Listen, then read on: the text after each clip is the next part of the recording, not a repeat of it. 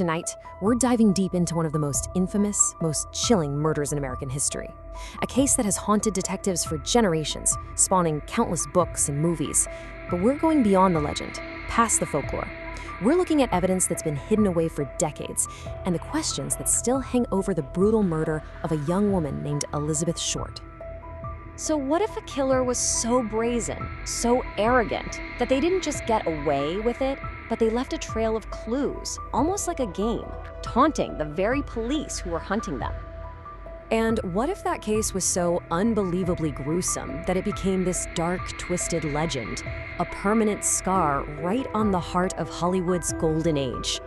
Yeah, we're talking about a crime so shocking, so brutal, that its echoes are still being felt today. It's still an active investigation, more than 70 years later. It's a true unsolved mystery. And as we dig into the evidence, I want you to share your own theories in the comments. If this is your world, the world of true crime, you're gonna want to stick around for more deep dives into history's most chilling cold cases. All right, let's get into it. This is truly a Hollywood nightmare. It's the story of Elizabeth Short. She was just 22 years old, an aspiring actress with dreams, you know?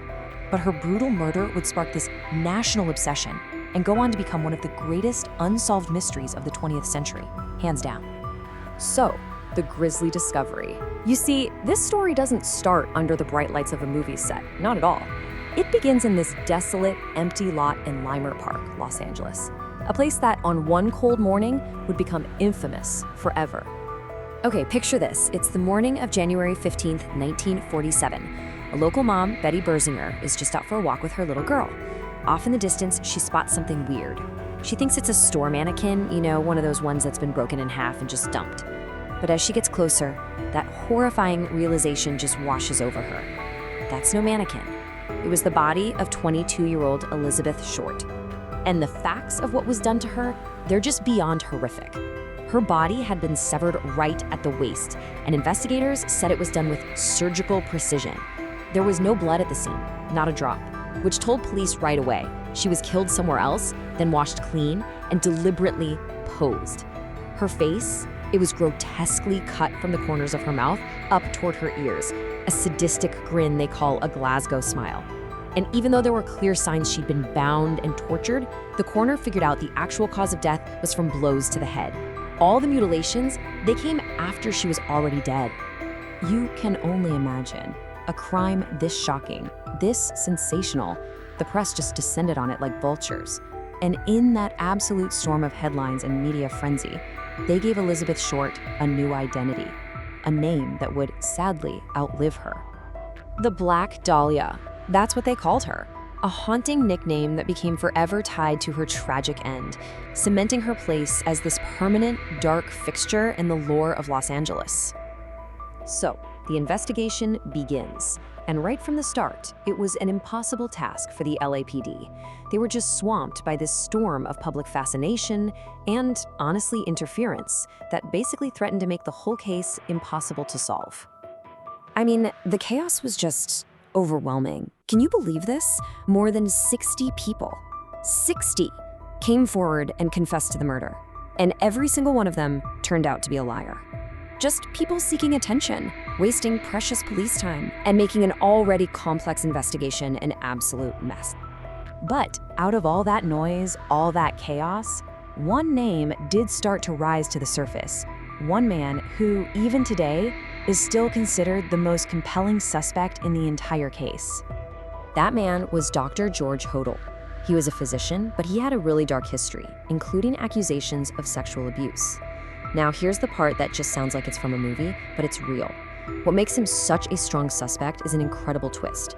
His own son, Steve Hodel, who grew up to be a retired LAP homicide detective, dedicated his life to investigating his own father. He's presented a mountain of evidence that he believes proves without a doubt that his dad was the Black Dahlia killer. Just wow. Now we're looking at the evidence through a new lens. Because for decades, this case went completely cold. The trail just vanished. But recently, thanks to modern forensics, investigators are able to look at that original crime scene with fresh eyes. It's breathing new life into the hunt for the killer. So how are they doing this? Well, the big breakthrough started when a set of police photos from the crime scene surfaced that had never been seen by the public. Okay, these weren't the cleaned up pictures you saw in the newspapers. This was the raw, unfiltered evidence. Forensic experts then took these old photos and used high-resolution digital analysis. We're talking tech that can see details that were totally invisible to the naked eye back in 1947. And what they found is just tantalizing. You've got subtle tire tracks and markings on the ground that were never even documented back then. There are objects near the body that were never put into evidence. And maybe most compelling of all, what looks like a partial footprint, way closer to Elizabeth's body than anyone knew. They've even found traces of unknown fibers on what's left of her clothing. I mean, these are the kinds of clues that could finally connect the crime scene to a place or even a person. So is this just an unsolved legend? Because even with all these new leads, the Black Dahlia murder is still one of America's most famous cold cases. It's this stark reminder of the limits of old school police work and, the dark side of a city totally obsessed with glamour. But the search for justice, it isn't over. And that leaves us with the million-dollar question, right? With all this new technology looking at the old evidence, do you think modern forensics can finally crack this thing?